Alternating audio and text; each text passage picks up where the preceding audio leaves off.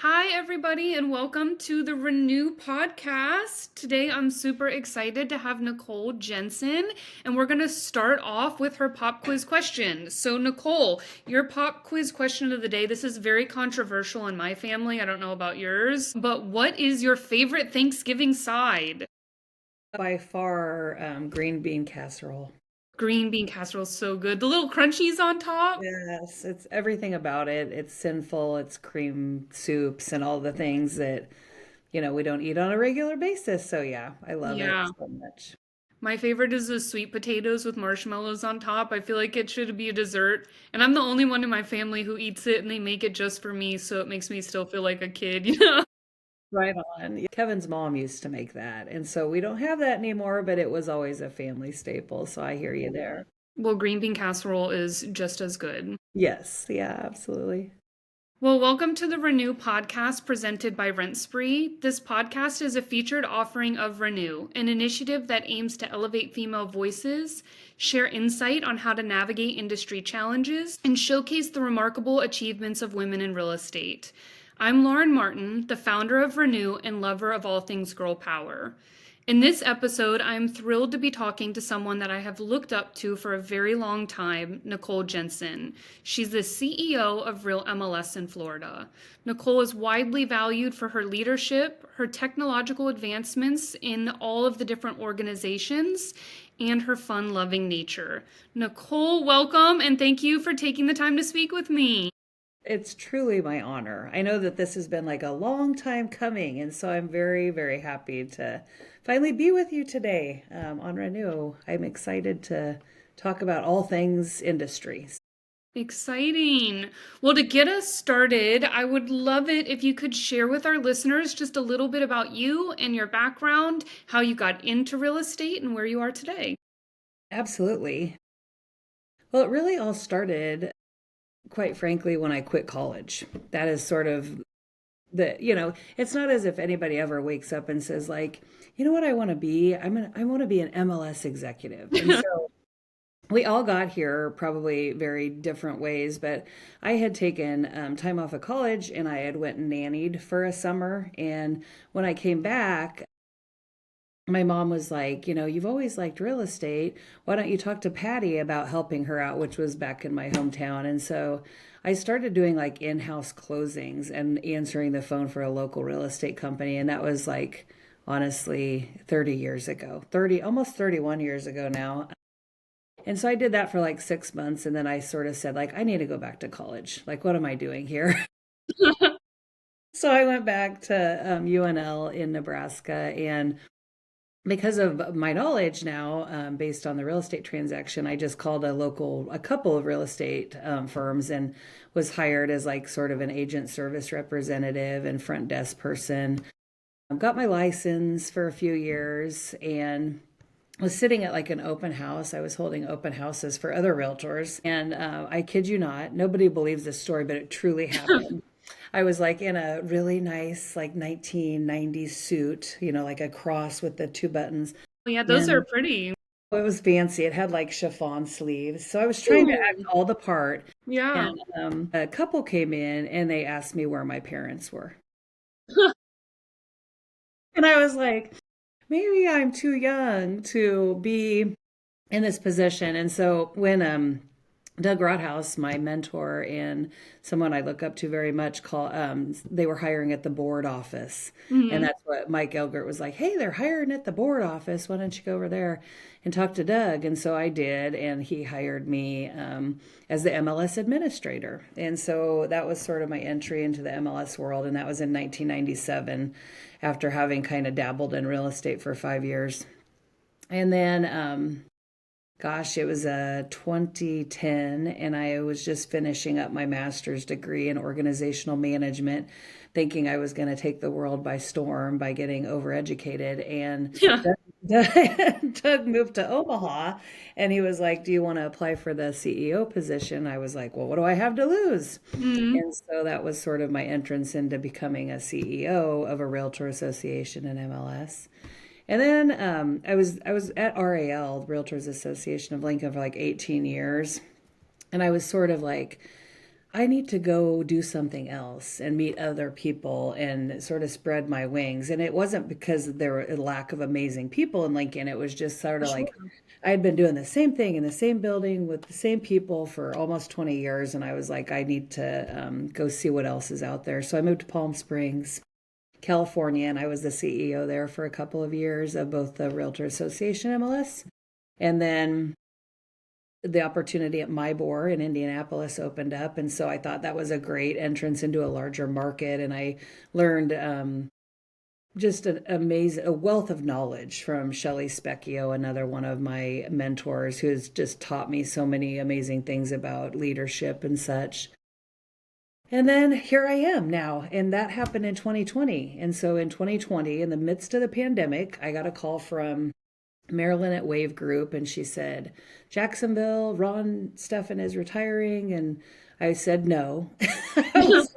I'm not moving in the middle of a pandemic, Marilyn. Right. And it was like the craziest idea. I said no a couple of times, and then she's like, just talk to them. Just talk to them. And so I did, and the world knew better than me. And that is how I ended up here in Jacksonville. And I just told at our shareholders meeting, I just told the room, I said, I don't know who of you here had anything to do with me ending up in Jacksonville, Florida.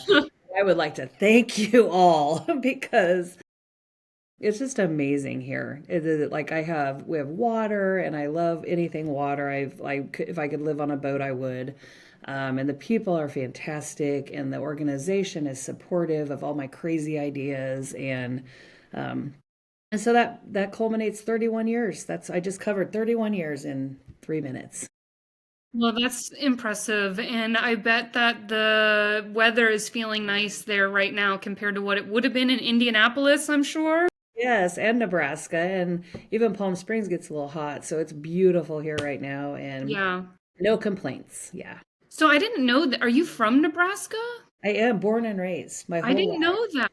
Yes, I was there until when did I leave to go? It was 2016. So from a really long time ago in the 70s until 2016, I was from Nebraska. So I born and raised in Western Nebraska. Like Hmm.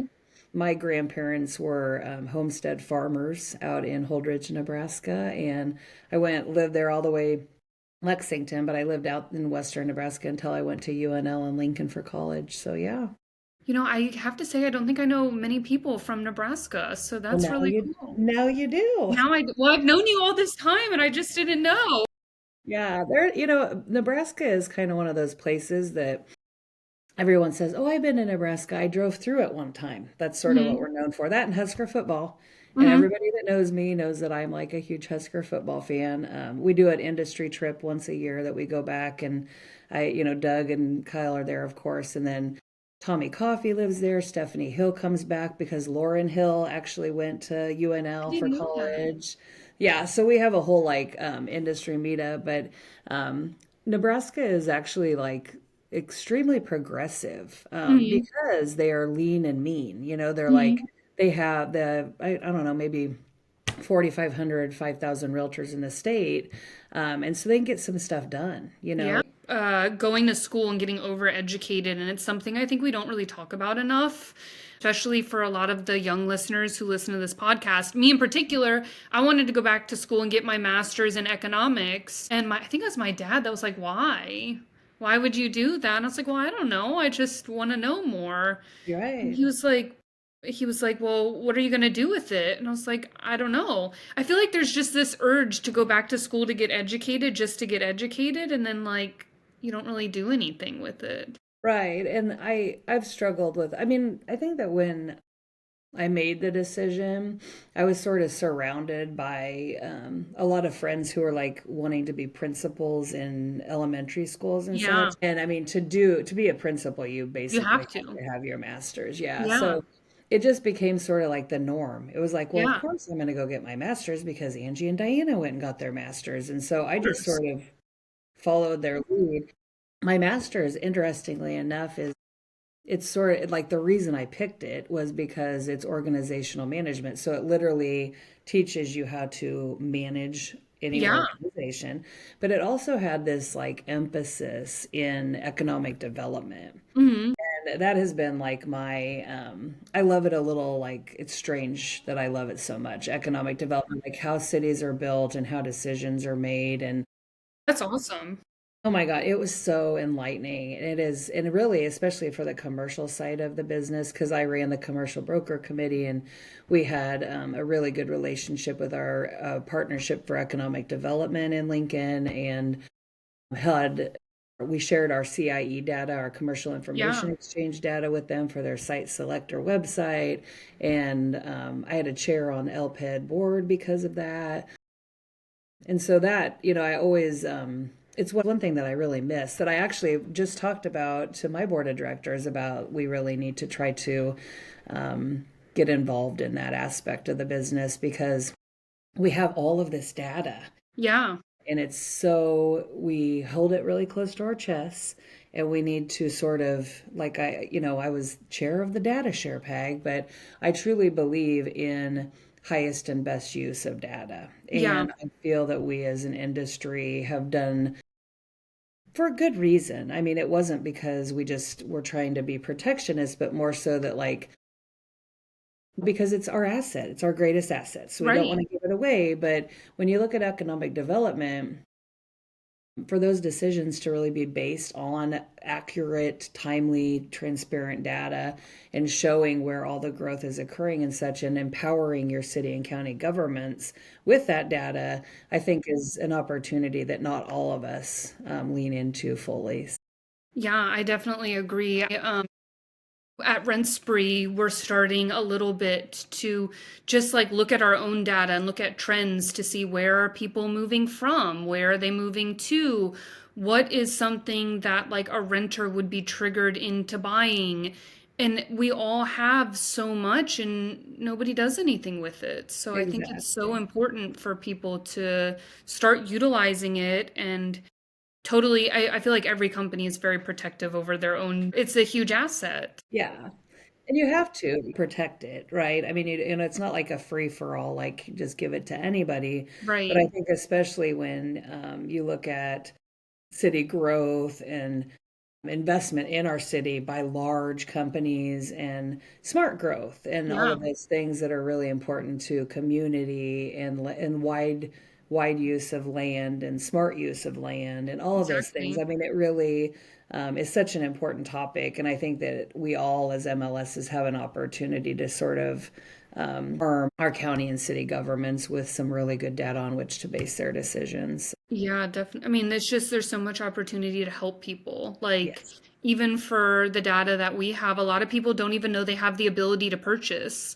Right. And they're renting and renting and renting. And I'm a renter now, and I'm dumping so much money into this place. And if it wasn't for my mom, she's in the real estate industry, I wouldn't have known that I owned a home before this one, and I wouldn't have known I could even have purchased it. So I think Right. it just goes to using all of that to help people for the greater good for Yes. sure. Yeah, absolutely. But I think all in all, I'm happy to hear that your degree went to something. And I think it's a huge lesson for people to learn is like, Yes. don't go back to school just to go back to school, which was what I was going to do. I told my dad, I was like, hey, I think I'm going to go get my law degree. And he's like, well, do you want to be a lawyer? I was like, well, I don't know. Maybe not. Yeah, I maybe I'll know. use it. Maybe I won't. I'm not Yeah. sure. I would love to go get my doctorate now. I'm Hmm. not kidding. Like I know that sounds crazy, but it's like there's something empowering about researching and for the culmination of my master's, I actually wrote my final project because it didn't have to be thesis driven. So I mean, it had a thesis, but I wrote my final project and got the Ira Gribben Workforce Housing Grant from the National Association of Realtors. That project culminated in the state of Nebraska getting that grant from NAR to start their Home Buyers Assistance Foundation. That's awesome. And so I actually that felt really good is to Mhm. actually like culminate my master's in a project that is still going today. They still Yeah. give first time home buyer grants out. And then I mean I would like to go get my doctorate, but I don't want to teach right now. I mean I might one day like at a university or something, but that's not like where I am Today. Yeah, just not today yet. Not yet, I guess I would say. But it's really about paying for it. Yeah, it's expensive. Especially when you get into those secondary, degrees. They're costly. And so Yeah. I mean, I'm not saying never, but like you, like I also wanted to go to law school, but I'm like, but I don't really want to be a lawyer, but I would like the knowledge, I would like Yeah. the knowledge that comes with that. Just So to be able, like the skills of negotiating yes, and stuff, like being able to read sales contracts. And but I started doing the math because I live in DC and there's a lot of law schools around here, and I was looking into like Georgetown and George Washington, and I started adding it up, and I was like, oh, so I much, don't really want to go to law school. right? I think we could all use a little law degree right now just in reading all of these CIDs and like, it's just like Yeah, I mean, literally, it would have come in handy a little bit, but that's why we yeah. have amazing people around us. So Exactly. You just surround yourself with, and that's one of the beauties of it's kind of moving into what Renew is about, just like mentorship and surrounding yourself with people who know little bits of knowledge that you don't know. And maybe they went to law school, maybe they were a doctor in a past life or something. It helps us every single day to understand how to do our jobs better. yeah, it's one of the reasons. I mean, that's one of the things that Market does. We have that arrangement with Market, and Betsy Hansen is Mhm. does have a law degree, and so she does help me sort of unpack things. It's not she's not my attorney, but Yeah, she helps me unpack things and really look at them like critically from that lens. And so, yeah, just like you said, I mean, really affiliating with some really people that are subject matter experts. That's what it's yeah. all about. Yeah. Diversity. Absolutely. But my next question for you is in your time in the industry, what would you say is one of the biggest changes that you've seen in the past 20 years when it comes to real estate? Well, I mean, I don't want to give the obvious answer, but I mean, compensation being removed from the multiple listing service has to be a huge one, right? Yeah. But I mean, I go back to like, I mean, even when, buyer representation became a thing. I mean, that was sort of in its infancy then back in the 80s and 90s, but we've gone through so many changes. I mean, I think that anybody thinks that like, wow, I wish things would just quit changing. I'm like, well, then you are in the wrong industry because it doesn't, I mean, everything. It's like, think about like all of the stuff with RESPA, and then you had the lending stuff and all of the, truth in lending changes that came in like 2011, I think, or so. I mean, it's just like, and then we've had the downturn. I was here for the downturn. I was Mhm. running an MLS. I mean, I remember one of the biggest changes was 1999 and Y2K. I literally had this like accordion file that had like all of my routers and all of my servers and every single thing. You had to make sure that it was going to recognize the new time format in Mhm. before years, even that. I've navigated that. I taught people how to use a PC because in 1997, when we changed over to like the first actual MLS that was distributed and was on PCs, nobody knew how to use a mouse. And so I'll show you what happened. Like, here's my mouse that I don't use Mhm. very often, but I was training a couple that I had come in after hours to help. And I said, and if you want to go up on the screen, you go up with your mouse. If you want to go right, you go right and left. And they're like, okay, let's give it a try. And they elevated the mouse into the air. And I'm like, okay, It's let's not go a back. wand. And I showed them the ball on the bottom of the mouse. So if you go back throughout my whole career, it's like computers, Mhm. the internet. I mean, Mhm. the internet was not a thing. We Mhm. used to have distributed systems. We've had Y2K. You have the economic crisis. I mean, it's like it has been like, Pandemic. yes, I mean, yeah, moving Yeah. and during a pandemic, navigating, making sure realtors were still able to do their jobs and houses would still sell. And so, yeah, I mean, the list is long. Like, I can't just name one because they all seem pretty. Yeah. Um, That's hysterical. They thought the mouse was like a Harry Potter wand, they That's did. Wait, hysterical. far before its time. I mean, Harry Right. wasn't a thing then. Yeah. Yeah, it Well, was it's fun. pretty That amazing. reminds me when I you knew me back when I was at Remind, but I went to an office in Maryland. It was like kind of in the middle of nowhere. I don't even know. It was like Eastern Shore, Maryland. And I got there and had one computer in the office and a TV that plugged into a VHS thing. And I went to do a demo and they didn't have an HDMI cord or anything. And I was like, well, why don't you guys do computers? And they're like, no, no, no, we don't want to change. And this was like 5 years ago. I'm like, You're well, like, how are what is you? happening? And then when I went in to do so Remind worked on public record data, but if they didn't do it through the computer and they weren't syndicating the data, there was a lag, so it doesn't show up in Remind because it's not if it's just on a piece of paper, we don't know that information. And then they were upset that we didn't have any of the data. And I'm like, I can't It's comprehend in a this. card catalog. We don't have, right? Right. We don't have like eyes in the sky that are like looking at your pieces of paper. Yeah, So I think definitely there are some of those people that are very resistant to change, and that's okay. It's yeah, just this industry changes every day. Every day right. it's something new. Well, and I think that the pace of change is only going to escalate. It already has. And the buzzword, and I don't even want to say it because I just am like, oh my gosh, I feel like we should have a drinking game of every time somebody says AI at a conference, but Yeah. we'd probably not make it out of the room. Uh, but it is like it's escalating so fast, and it's just like everything, though. It's coming. We're going to have to somehow harness it and try to figure out the greatest good that it can do for us and not be afraid of it like everything else. Like lean into it, figure out what it means. You know, how can you use it to benefit? But it's not the first time. It won't be the last time. I mean, it's if it ain't one thing, it's another. That's what I say. So Yeah, it's gonna. Well, that I saw. I'm a big Reese Witherspoon fan. Legally Blonde is one of my favorite movies, and I saw her speak, and she said, people are so resistant to AI. Just because you're resistant to it, it's still gonna happen. It's still gonna come, and the person next to you is gonna know it, and they're gonna.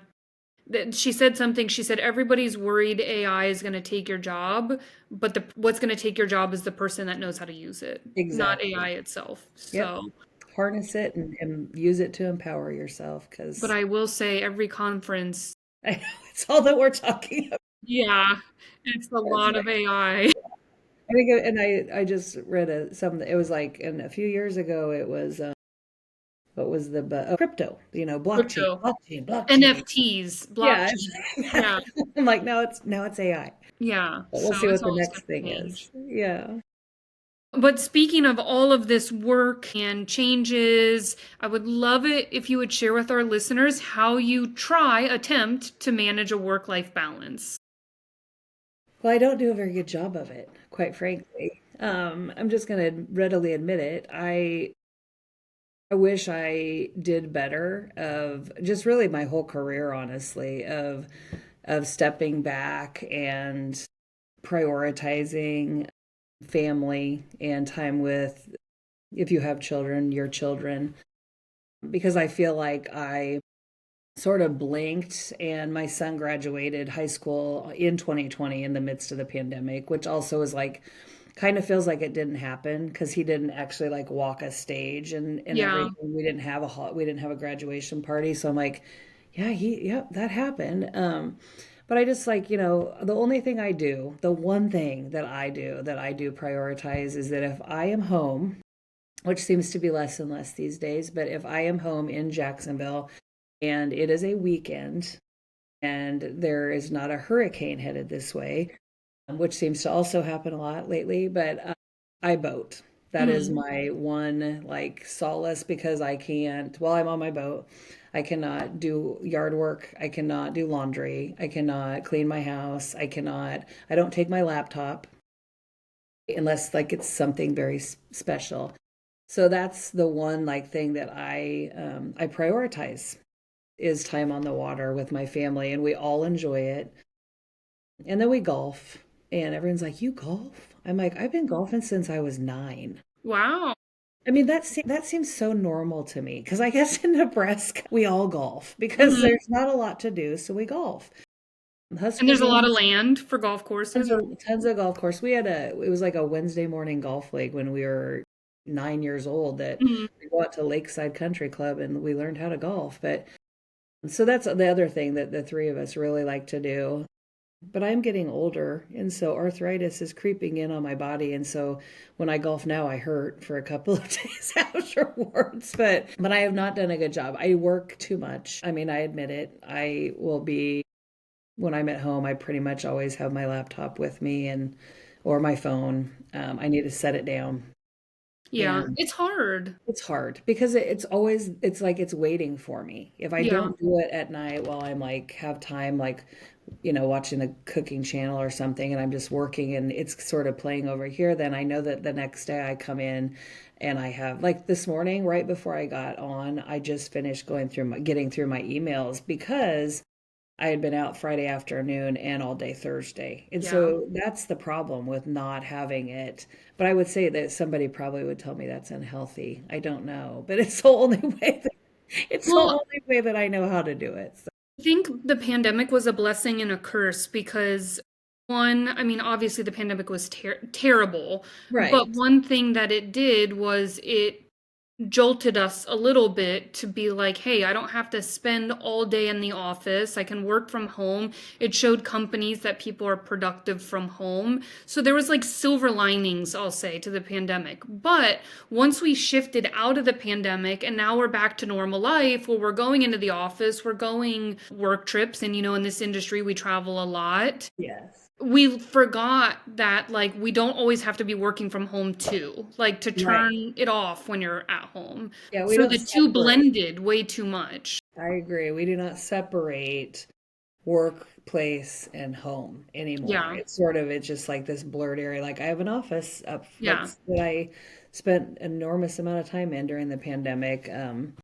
But I think maybe that would be a good line to draw is like go to your desk and work, Nicole. But then when you're right. not at your desk, don't work. Yeah, yeah. Maybe that would help me is to sort of Well, you have one foot in that direction. You have your home, yeah, work, and then you have a boat that you can escape to. exactly. Yeah. We grew up as boaters too. My family, I grew up on a boat, and they sold it kind of when my brother and I went off to college.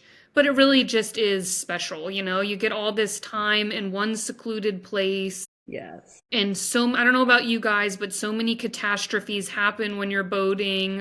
It was always Yeah. something. It's a Something was breaking story. down. You're halfway somewhere and you get caught in a storm, and then like the sun pads are flying. I don't know. It's just always It's something. just always something. It Yeah, brings you closer together as a it family does. for sure. And Problem solving. we don't have a very big boat, but we did buy a grill Hmm. finally because I was so sick of eating like boat food. I'm Yeah. like I just we do turkey sandwiches is our thing and I'm just like we need a way to eat something else out Other here food. because it just gets so monotonous. So Yeah. we bought a little grill. I mean, it's not a very big grill, but it works. And so now we can actually like stay out for a day and not just have to eat what I call boat food. So it's kind Yeah. of fun. But I love it. And it's yeah, it's just serenity. It's literally just the peacefulness of it um and my dogs love it. Like Yeah. it's a family thing, which is what Yeah. I need to focus more on. So yeah. Well, it's never too late to start just That's sitting right. at your Yeah. desk. And but I do want to ask you, this is something that I was so thankful Reso let Divina and I lead a round table at the last Reso. Oh, And that we had was all this intentions of like doing a round table, just talking about, I don't know, industry stuff. And we ended up just going around and saying what we were proud of ourselves this year. I find it very difficult. We always say we're proud of other people, right? Like I'm proud of you for speaking on stage, or I'm proud of Mike or Bill or whatever, but we never talk about our own accomplishments. So I want to give you a second. What are you proud of that you've done this year? Well, the big thing that I mean, I guess I'm proud. I mean, I think I should be proud. We finally, after many years of work, went live with the coast to coast MLS data share. And that is probably like my greatest accomplishment because, MLSs just historically have been siloed. And so the whole bringing together. I mean, we brought together RealMLS, St. Augustine, which is south of us, Daytona Beach, south of them, and then all the way down to Space Coast. And then Mm-hmm. we recently just had Hernando join, but we actually went live with that data share. And I am proud of us for our persistence because Yeah. it was a long game for sure. We did a full data share RESO conversion. Those 4 or 5 MLSs are now like 98 to 99% RESO standardized. We share natively within our MLSs, so it's not like you have to flip over to another place. That's all right there in where you work in your MLS environment. So I'm proud of that. I mean, it's an accomplishment. It's not done, but it is live, and we're hoping that other MLSs find value in continuing to operate their own local marketplace. However, join the data share to be able to sort of be part of something, and we solve problems together Mm-hmm. instead of all of these different siloed MLSs. Yeah. And so it's just been really empowering to see how bringing those marketplaces together has really helped us all.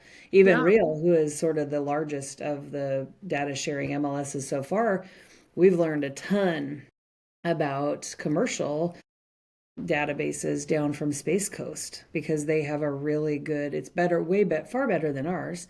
I mean, Yeah. it probably still could be improved, but we've learned a lot from each other, no matter the size. Everybody has something that they're really good at, Mm-hmm. and bringing those together has really been something that I think that we should all be proud of. The whole data share should be Yeah. proud of what we've accomplished. So. And you have quite a few that participate, right? Yeah, it's we're at 5 MLSs, which I think is around 20,000 customers, I call them, but most would call That's them awesome. members. And we have 21,000 listings in our database now. And a couple of other MLSs have reached out about just saying, I'd like to learn more. What does this look Yeah. like? How does it, like the structure of it and such. So, yeah, I think we've only just begun, hopefully. I think that a lot of people thought it couldn't be done. They said, that's not going to work, and there are too many barriers and issues that come up. And it's not been for the light heart. I mean, it's not for the faint of heart. It has been a heavy lift. Mm-hmm.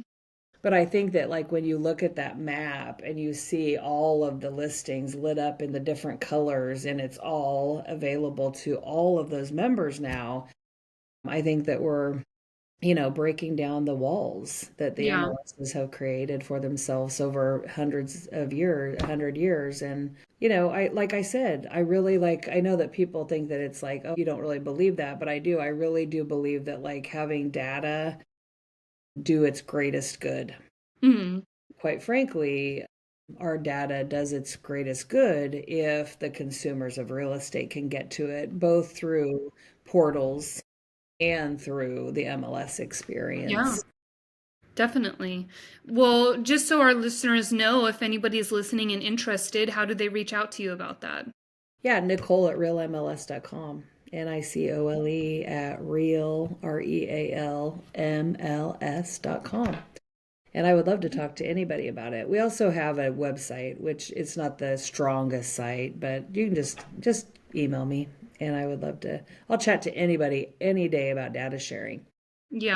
Well, I think it's important, like you said. I mean, the more data that's readily available to consumers too, I think the better off people will be. Yes, that's all it's about, really, is that if a realtor is serving a consumer, that realtor should be able to have that data to provide the consumer. Right. Because we're doing a disservice to our consumer if they find a listing other than through their trusted advisor who is their Yeah. realtor. So, yeah, I can absolutely. tell you when I was looking at houses, there is nothing more frustrating than finding your dream home and calling somebody about it and it sold six Yep, months ago, you know? exactly. That is a huge, I'm like, I can see myself in it. I know exactly where I'm going to put the Christmas Yeah. tree. That is my next And home. And then, then they're like, oh, sorry, somebody bought that a long time yeah. ago. Or a realtor getting a call that says, "Here's a house. Why haven't you told me about it?" Yeah, And you have to say, "Well, it's listed in another MLS." Like, what a right. ridiculous answer to have to give. It's Yeah, like we're trusted professionals. We should be able to be the source of truth for those yeah. consumers. So Well, I'm proud of you for that because I know that is not an easy thing and it took persistence because people have been talking about nationwide data shares since I started in the industry. And so I think kudos to you for not giving up and continuing to push it. yeah, it's a move in the right step in the right direction, is what I say. Exactly. Right? It's a continued project. Yeah, and if we could replicate that throughout the nation, then I think we'll move a needle. And the other thing is like to think of it not only as a data share, but actually like as as a partnership. It's like an alliance. It is an alliance, and it needs to be like we can all learn from one another's like how are you doing membership or customer relations? How are you doing what have you? And I there are others throughout the nation that are doing the same thing, but I think the more of that we do, the better off. We're raising the bar throughout the industry. So, For sure. yeah, Well, I have two more questions for you before we run out of time. It flies by so fast. it does. But my first question is, do you have a New Year's resolution? We're right around the holidays, and what is your number one goal for next year? I don't do those, which is everyone's like, yeah, you do. I'm like, I really don't, because I think that New Year's resolutions sort of set you up for make failure Yeah. because so many fail. And so, Mm-hmm. like, why I'm not going to make my New Year's resolution, like, which we all know is like, Nicole, you need to lose weight. I'm not going to make that my resolution because I know I'm not going to, because I'm Yeah. going to eat all the turkey and all the green bean casserole and Well, everything you else. can't not. Well, you can't not. And that's part of being, part of the experience. But It's being an adult. yes, it If is. I want to eat my birthday cake for breakfast, guess what? You're going I to do can. it. Yeah. Exactly. So I don't really have a resolution, but I think that next year, like I more so have like a vision of like what the year will be sort of. And I just hope that like next year, this is like what I, self talk about is just like focusing more on positive things and sort of getting past this whole settlement. Not to say like, okay, we're done with that, we're putting it away, but like reflecting on what we learned from it, how we can do better, focusing on that consumer, because again, so much of my life is my job. I do not have a good work life balance. And so instead of saying, like, I want to go to Europe and that's my New Year's resolution, I'm focused on this industry because Yeah. I think that what we built is amazing. I think everyone in the world knows it's amazing. And I'm going to do all I can to make sure that consumers and decision makers and whoever else will listen to me understands the important work that we do Yeah. as multiple listing services. Because I think that we have a vibrant future. We just have to figure out how to navigate it. And Yeah. so I'm just trying to like focus on the positive aspects of it instead Yeah. of like this, like, because last year we went through so much here at Real MLS. We did a data conversion. We had the settlement on Mm-hmm. March 15th, we took all of their real estate contracts and retired them because we still had a local forms library. So we moved our entire membership, 12,000 people, over to the state forms. So we had to teach them all that. We went live with a data share. We had like it's just been like A lot. constant change and constant we're ripping that rug out from under you. Now quit doing this. Now compensation has to come out of the MLS. It was just like this constant negative news. And I think that our realtors are just they want to keep it's like somebody one of our agents we had our vision planning on Thursday, and somebody said like I move people, like that's what they do and that's what they want to do. Like 99% of them are just all they want to do is help consumers find their new dream, right? And I think if we can kind of get back to that, and anything that I can do to try to like focus on the positive of Yeah. all the good things that we do and all of the amazing data that we create and curate, and that's sort of where I want to live next year because Yeah. I think everybody's tired of the other stuff. Well, that's funny because we just had a renew strategy planning meeting for next year. And one of the things that I think we said across the board is just the power of positivity, right? Like everything, just like my life, my house was falling apart. I had dental issues. It's just like one thing after next with work. There's, something's happening or the news is, everything is just like negative, negative, negative. And that affects the way that you live. It affects the way you wake up and the mood that you're in. And so just putting positivity into the universe goes a Yes, long way. I think even just like one person starts it, you impact another person's day, and hopefully they'll be positive.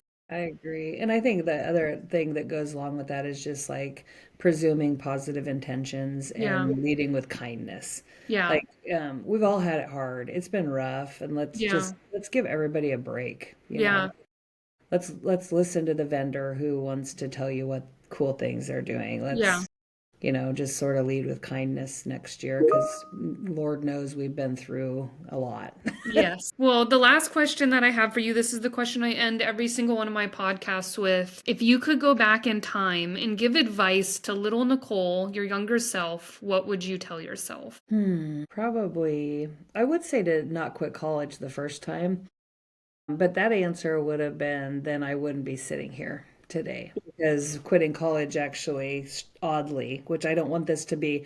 Now, the young listeners out there, do not go quitting college because it We're is gonna not. go to their parents and be like, Nicole told me. Not what I'm saying. But quitting college created my entire career for Mhm. just a moment. I think that, like listen to yourself because why I quit college is because I needed a mental break. Yeah. It was, my younger self was not nearly as good at learning as Mhm. my older self is. I was not it was hard for me. Like, and I was always in AP classes and such. It wasn't that I was like not smart enough. It was just that I did not, it didn't come as easily. I had to really work at being a good Yeah. student. And so, like that, like trust your instinct, like if something doesn't feel right, walk away from it, Nicole.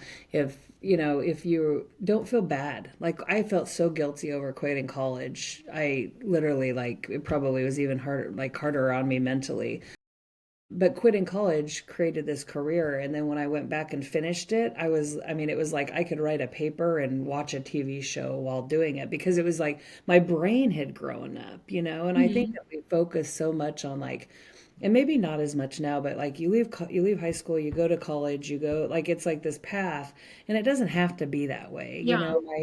My son is going to FSCJ, which is like Florida State Community, like college at Jacksonville. So it's like a junior Right. college. And he's getting a degree in like AutoCAD. Mhm. And in the midst of that, he went and got a job at an engineering firm here, and he has a CAD job now. And now they're Yeah. helping him pay for college. And, he's making more than I made when I was probably 35 years old, and Yeah. he's 22.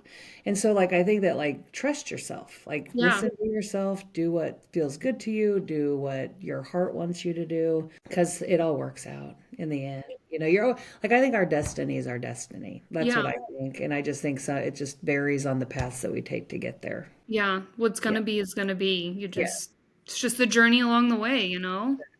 Yeah. Well, Nicole, thank you so much for taking the time to talk to me today. Truly, it is such an honor. It was fun. I It was enjoyed fun. it. Can you believe I enjoyed it? I love it. Now I want to I'm do it so again. glad. It That makes was me so, happy. yeah, it was so great. I always have enjoyed you. Like we've had this like, I don't know why, but like a kindred connection ever since the day I met you. We Strange. have a kindred Did you feel spirit. that? I don't know. I Yes. just feel like I'm like, Lauren's good, really good person. So I feel the same. I've always looked up to you, and as it's just well. you're a friend, You more too. than anything. Absolutely. 100%.